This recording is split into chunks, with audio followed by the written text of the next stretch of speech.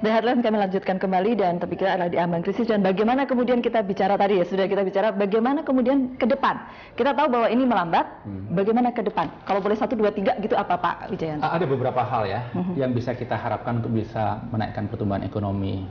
Konsumsi jelas agak sulit ya. Yang pertama adalah government spending. Jadi kita tahu ada peningkatan luar biasa spending untuk capital expenditure dari tahun lalu hanya 180 triliun, sekarang 290 triliun. Tapi sampai bulan April belum berasa juga gitu betul. ya.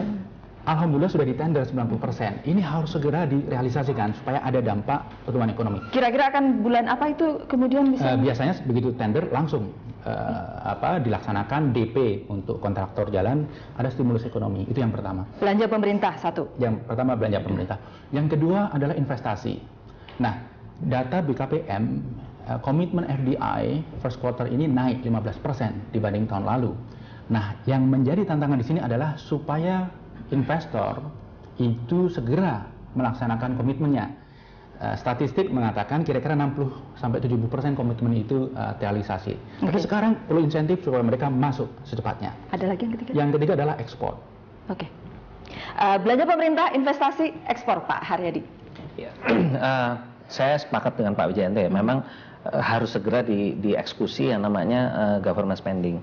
Dan di dalam itu yang paling dekat dan paling bisa dilakukan sekarang ini. Kedua yang menurut saya penting adalah juga pengamanan pasar dalam negeri. Jadi selain dari ekspor, pengamanan pasar dalam negeri juga harus segera dilakukan. Karena apa? Karena sekarang ini dalam situasi seperti ini banyak negara-negara kompetitor kita yang melakukan dumping, melakukan ekspor ke negara kita dengan harga yang sangat rendah. Nah, ini juga menurut saya harus segera ada komunikasi dan koordinasi yang baik antara Kementerian Perdagangan dengan para pelaku ya, karena harus dilakukan itu pengamanan. Pak Haryadi, kalau ya belanja pemerintah itu sudah pasti ada, duitnya ada di pemerintah atau tinggal belanjain gitu kan. Bagaimana kemudian investasi? Dengan posisi kepercayaan investasi kepada pemerintah agak kita berkurang. Khawatir ya. Kalau saya baru mau bilang bahwa investasi itu kalau nggak salah dari BKPM juga sudah merilis laporannya kan bahwa antara 2011 sampai dengan 2014 kemarin ternyata realisasinya itu kalau nggak salah hanya sekitar 40% dari komitmen yang ada. Jadi artinya dalam kondisi yang seperti itu bisa merefleksikan realisasi itu bisa yang benar-benar masuk ya, artinya komitmen jadi investasi itu kira-kira hanya 40%. Jadi kalau sekarang kita lihat ini juga, apalagi tadi ceritakan saya bilang Cilamaya tuh satu hal yang sangat penting ke Cilamaya karena sinyalnya jelek, orang udah pindah ke sana semua, loh ini kok tiba-tiba bisa dibatalin. Nah itu salah satu contohnya ya. Jadi itu menimbulkan orang, waduh kalau begitu wait and see dulu deh. Iya, oke, kalau kita bicara belanja pemerintah, investasi yang kemudian agak ragu-ragu. Kalau meniru Filipina, Filipina bagus, kendali inflasinya bagus. Presidennya itu main-main, golf, ngebar segala macam. Iya, dia senang-senang. Mengapa? Kuncinya seperti Bu Mega. Bu Mega meninggalkan nilai tukar yang terkuat di antara semua presiden. Mengapa? Karena Bu Mega itu serahkan kepada profesional dan dia diminta bertanggung jawab. Sekarang nggak boleh ada profesional yang bekerja terus ada campur tangan politik. Ini Nono Aquino ini masih senang-senang sekarang ya. Itu tanggung jawab diserahkan semua. Nah sekarang dulu itu juga ada presidennya. Tahun 80-an awal itu ekonomi jatuh sejatuh-jatuhnya. Kalau tidak ditangani teknokrat, itu Presiden Soeharto pada saat itu jatuh. Kalau ada konflik militer segala macam. Tapi waktu itu dibalik, ya ada serangkaian paket-paket yang bagus yang dilakukan. Dan itulah best practice yang sebenarnya mesti ditiru. Yang ada sekarang komplikasi politik bersamaan dengan ini kan tidak ada lagi policy yang teknokratis, kan tidak ada.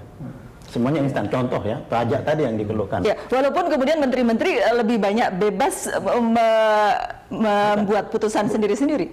Ya justru problematikanya bukan sekedar di tingkat menteri, tapi komplikasi politik sama ekonomi. Itu yang saya. Misalnya begini, soal pajak. Pajak ini kan itu diputuskannya tidak pakai cara teknokratis, diambil dari langit aja, digosok oleh Wasik Pres, ya. Itu jalan. Nah sekarang itu tidak match dengan rencana teknokratis. Nah saya harap Presiden mendengarkan orang-orang yang apakah media yang kredibel, teman-teman yang teknokratis tidak tiba-tiba menaikkan pajak. Ya. Mintanya lebih dari 40%, kalau perlu 70% pajak itu. Karena diberi angin surga potensinya. Permintaan beda dengan kenyataan kemungkinan yang bisa dicapai. Iya, Mas. kalau saya lihat, saya setuju government spending itu Government bagus juga. spending, Walaupun juga harus dijaga government spendingnya nih di arah yang benar ya, bukan. Tapi kedua tuh sekarang tuh terus terang saya melihat pemerintah tuh menjadi hambatan gitu loh. Jadi karena uang kan ada sebetulnya, uang ini ada, pemerintah ini uang ada, dengan tidak ada subsidi BBM tuh uang ada. Tapi ya itu segera, mudah-mudahan segeralah bisa di spending. Tapi juga ada kebijakan-kebijakan yang mungkin maksud tujuan jangka panjangnya baik, tapi apakah tidak dipikirkan dalam melaksanakannya itu kan perlu tahapan-tahapan. Nggak bisa langsung curek gitu, korbannya terlalu besar pada saat ekonomi sekarang repot, nggak bisa. Dan ketiga, menurut saya konsumsi itu masih ada kok. Saya misalnya kalau saya ditanya konsumsi bisa ditingkatkan apa, menurut saya justru misalnya pendapatan tidak kena pajak itu dinaikkan, ya, sehingga pegawai yang rendah itu tiba-tiba income-nya tambah.